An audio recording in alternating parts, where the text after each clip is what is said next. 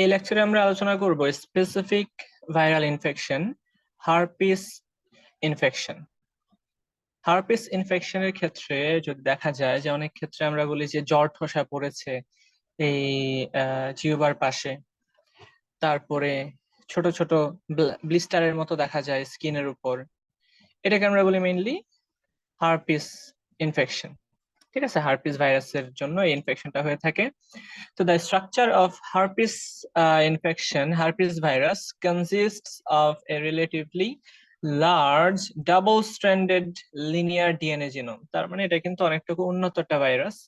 Double stranded DNA থাকবে এবং এটা linear DNA genome, encased within a protein cage called the capsid. ওই প্রোটিনের আবরণীটাকে আমরা ক্যাপসিড বলে থাকি, which is wrapped in a lipid bilayer called the envelope. অর্থাৎ একটা আদর্শ ভাইরাসের যে যে কম্পোনেন্ট থাকা দরকার সবগুলোই এই হার্পিস ভাইরাসে উপস্থিত। প্রথমত এর লিনিয়ার ডাবল স্ট্র্যান্ডেড ডিএনএ রয়েছে, আমরা দেখতে পাচ্ছি একদম কোর স্ট্রাকচার যাকে বলি। এর চারপাশে রয়েছে প্রোটিনের আবরণী যাকে আমরা বলি ক্যাপসিড। এই যে আমাদের প্রোটিনের আবরণী, আমি যদি কালারটা চেঞ্জ করে দেখাই তো বেটার দেখা যাবে। এই হচ্ছে কি প্রোটিনের আবরণীটা যাকে আমরা নিউক্লিয় ক্যাপসিড বলে থাকি। এটা একটা আবরণী বা এটা একটা কেজ, প্রোটিন কেজ, যেটাকে আমরা বলি নিউক্লিয় ক্যাপসিড। এবং এর চারপাশে রয়েছে কি আমাদের lipid bilayer envelope. Lipid bilayer envelope, এই তো লিপিড বাইলেয়ার এনভেলপ, আমরা যেটাকে ফসফোলিপিড বাইলেয়ার বলি। এটাই কিন্তু হোস্ট সেলের যে বাইলেয়ার রয়েছে, ফসফোলিপিড বাইলেয়ার, এর সাথে ইনফিউজ করতে পারে, ফিউশন করে ফেলতে পারে। এবং এদের মাঝখানে টেগিওমেন্ট নামক কিছু গ্লোবিউলার অংশ রয়েছে।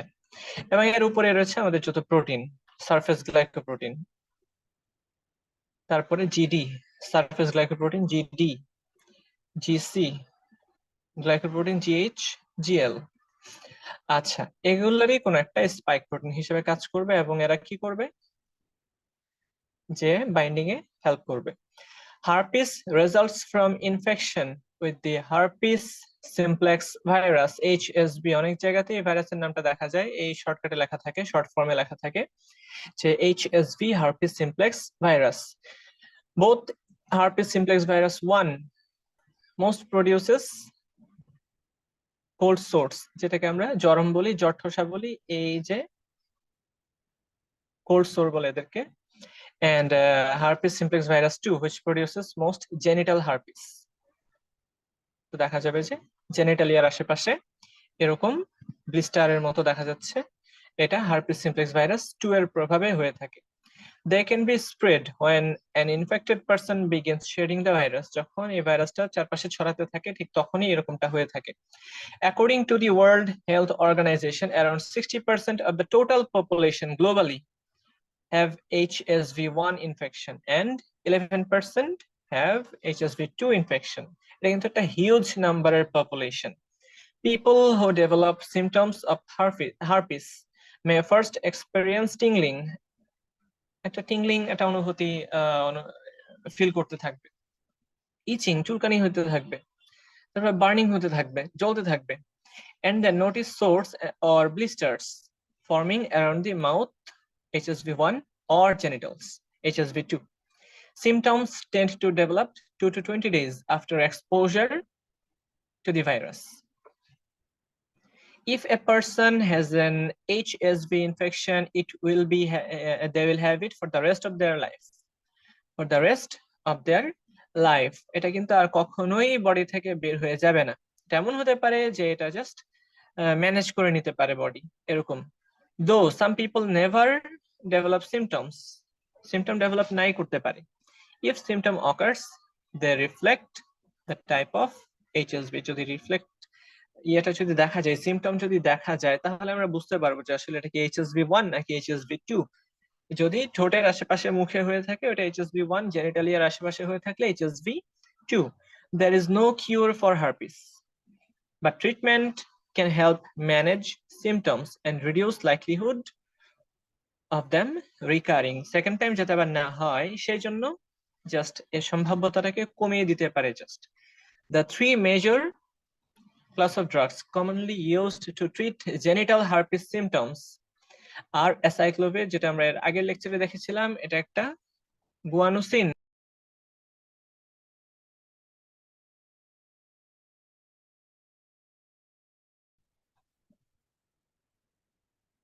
তো আমরা দেখেছি যে অ্যাসাইক্লোভির এটা ছিল কি গুয়ানোসিন নিউক্লিওসাইড একটা অ্যানালগ, গুয়ানোসিন নিউক্লিওসাইড অ্যানালগ।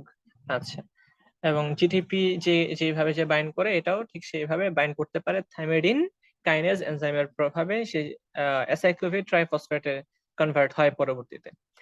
আচ্ছা, তারপর রয়েছে কি ফেমসাইক্লোভির, দেন valaciclovir. These drugs are nucleotide analog, prevent the synthesis of nucleic acid. তো আমরা যদি খেয়াল করি অ্যাসাইক্লোভির মেকানিজম অফ অ্যাকশন, তো যেটা আমরা বারবার বলতেছি গুয়ানোসিন, এটা গুয়ানিন নিউক্লিওটাইডের সাথে একটা কি রয়েছে, রাইবোজ সুগার রয়েছে, অর্থাৎ গুয়ানোসিন। আর অ্যাসাইক্লোভিরটা ঠিক একদম ওটার স্ট্রাকচারালি অনুরূপ, জাস্ট এই জায়গাটাতেই একটা অংশ অনুপস্থিত। এটা কিন্তু ঠিকই ওই এনজাইম দ্বারা ডিটেক্টেবল হবে, ডিটেক্টেড হবে এবং ডিএনএ এর মধ্যে ইনকর্পোরেটেড হয়ে যাবে, ভাইরাল ডিএনএ এর মধ্যে। Acyclovir plus ATP thymidine kinase, এই কাইনেজ এনজাইমের প্রভাবে আমাদের অ্যাসাইক্লোভির কি হবে, এই মনোফসফেটেড হবে। অর্থাৎ অ্যাসাইক্লোভিরে যেখানে এই ওএইচটা রয়েছে, ওএইচ এর জায়গাতে কি তৈরি হবে, একটা ফসফেট এসে বাইন্ড করবে PO3, এখানে ও, এই যে ও এর সাথে এসে এই ফসফেটটা বাইন্ড করে থাকবে, অ্যাসাইক্লোভির মনোফসফেট। এই যে থাইমিডিন কাইনেজ, এটা কিন্তু শুধুমাত্র ওই হার্পেস সিমপ্লেক্স ভাইরাসেই উপস্থিত আছে, ভাইরাসেই থাকে।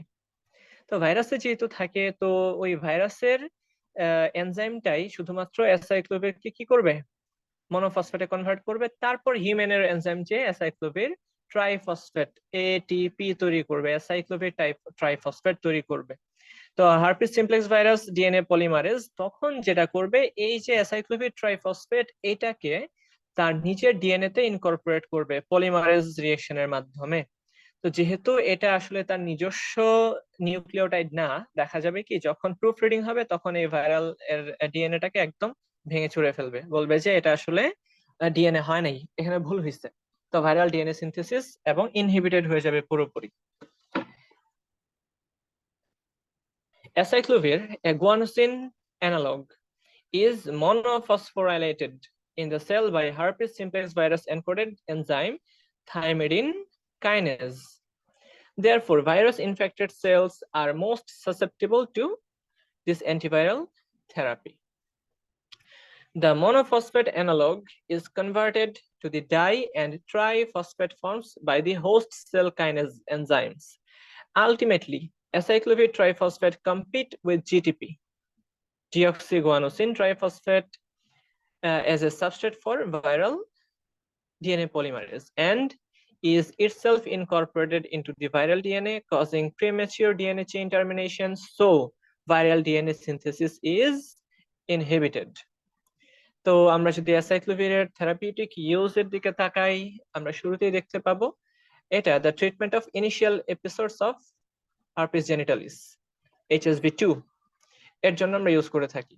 ইনিশিয়াল যে এপিসোডগুলো রয়েছে সেই ক্ষেত্রেই the acute treatment of shingles, herpes zoster virus and chicken pox, varicella virus, varicella zoster virus, varicella zoster virus, এই যে শিঙ্গেলস এবং চিকেন পক্স এর জন্য আমরা অ্যাসাইক্লোভির ব্যবহার করে থাকি। তার মানে শুরুতে যখন হার্পিস জেনিটালিস হবে সেই ক্ষেত্রে আমরা অ্যাসাইক্লোভিরকে ব্যবহার করি, আবার যখন শিঙ্গেলস হয়, ঠিক এগুলাই শিঙ্গেলস, এবং এগুলো অনেক ক্ষেত্রে শুকানোর পরে ঝরে পড়ে যায়। হার্পিস জোস্টার ভাইরাস এবং chicken pox virus, chicken pox কেন হয়, ভেরিসেলা জোস্টার ভাইরাসের কারণে হয়। তো এই সমস্ত কারণেও, এই সমস্ত রোগে আমরা অ্যাসাইক্লোভির ব্যবহার করে থাকি। Acyclovir ointment is used to treat cold sores, এই জ্বর ঠসা করতে, প্রিভেন্ট করতে, ট্রিট করতে ব্যবহার করে। এই তো favour blisters caused by herpes simplex virus on the face or lips. Acyclovir eye drops 3% solution আমরা ব্যবহার করে থাকি in the treatment of mild keratitis. আমরা বুঝতেই পারছি চোখটা একদম লাল হয়ে গেছে, চোখে প্রচুর বেশি চুলকানি হবে, এই সমস্ত ক্ষেত্রে আমরা অ্যাসাইক্লোভির 3% ট্রিটমেন্ট ব্যবহার করে থাকি। ইনশাআল্লাহ এর পরের লেকচারে আমরা ইনফ্লুয়েঞ্জা ভাইরাস রিলেটেড যে ফ্লু আছে, যে ডিজিজটা রয়েছে সেটা নিয়ে আমরা আলোচনা করব। টিল দেন আমরা সকলে ভালো থাকি, সুস্থ থাকি। আল্লাহ হাফেজ।